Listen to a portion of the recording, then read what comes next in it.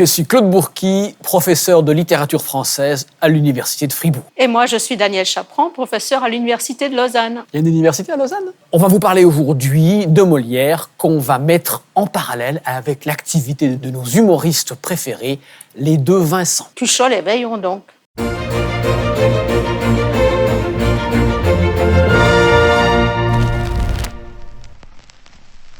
Il y a une notion sur laquelle on a glissé jusqu'à maintenant et qui est fondamentale, c'est celle de la satire. Or, elle est non seulement très présente, comme on va le voir, chez nos amis les Vincent, mais elle est également bien réelle dans le comique de Molière. C'est d'ailleurs une des manières dont les contemporains abordent le comique de Molière lui-même. Très souvent, on accuse Molière de pratiquer la satire, et Molière lui-même, dans les quelques écrits qu'il livre pour commenter ce qu'il fait, reprend les critères de la satire, du genre traditionnel de la satire, pour définir la manière de créer ses œuvres.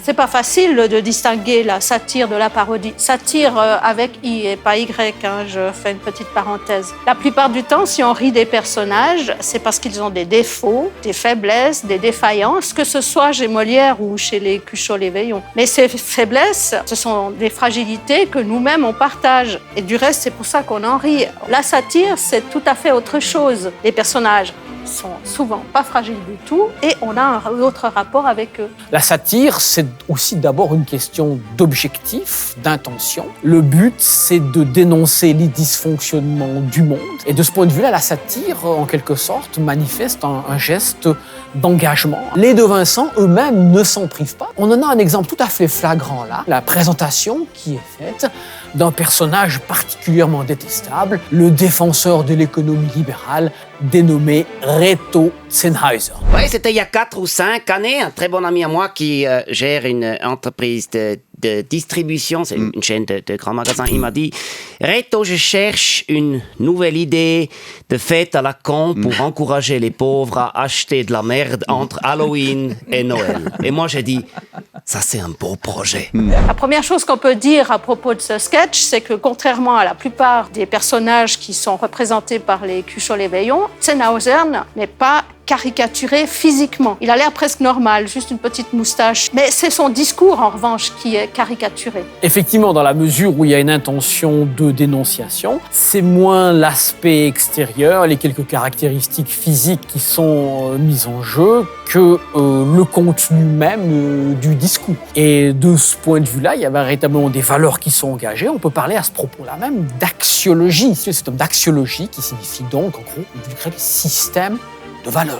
La plupart des personnages de Cuchol et Veillon attirent la sympathie. C'est pas du tout le cas de celui-là. Je pourrais dire même qu'il suscite de la peur. Mais comme toujours, la satire repose sur un effet de reconnaissance. Et on reconnaît bien, là, le discours, à défaut de reconnaître un physique. Ce qui est important, c'est la communauté de valeurs avec le public.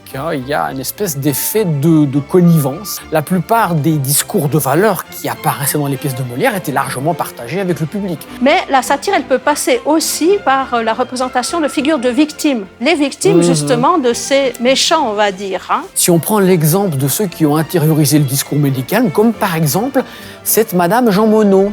Bonsoir. Vous êtes retraité, vous vivez encore chez vous, à Lausanne. Oui, je suis au Faverges. Oui, juste en face de la COP, ce qui est très pratique pour les cornets à la crème. Un peu moins pour les médicaments, puisque la pharmacie la plus proche est à la Perrault-d'État, ce qui n'est pas la porte à côté, surtout au Tintébain. Ce qui me frappe dans ce sketch, c'est le rôle de Veillon. L'invité parle grâce à lui. Mais il semble toujours étonné des monstruosités qui sortent de la bouche de ces dits invités. En fait, il y a un équivalent chez Molière de ce personnage. Ce sont les honnêtes hommes, comme on dit, ou les raisonneurs. Voilà. Ceux qui sont tout le temps en train d'essayer d'argumenter, qui sont propres sur eux, modérés, raisonnables.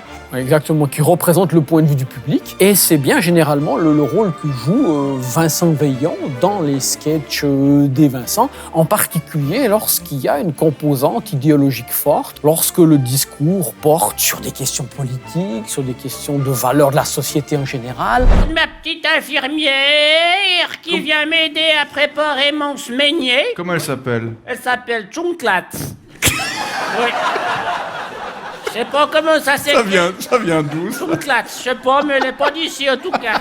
Chez Molière, on a souvent dit que les raisonneurs représentaient en fait la position de l'auteur lui-même. Ce sont parfois aussi des caricatures. Des caricatures parce que personne ne les écoute et dans les intrigues, ils n'arrivent jamais à persuader personne. Mais donc leur discours est totalement inopérant. On peut se demander si Vincent Veillon n'est pas aussi de l'ordre de la caricature. Il est un peu trop propre sur lui. En tout cas, on observe le même, chez les Vincent, le même engagement sur les valeurs que dans les pièces de Molière. On a d'un côté le socle de valeurs commun au public et aux artistes, et de l'autre, les personnages déviants qui s'y opposent. Une fois de plus, véritablement, ce qui est profondément, fondamentalement constitutif de la satire. Et n'oubliez pas les autres épisodes pour en apprendre plus sur les autres procédés.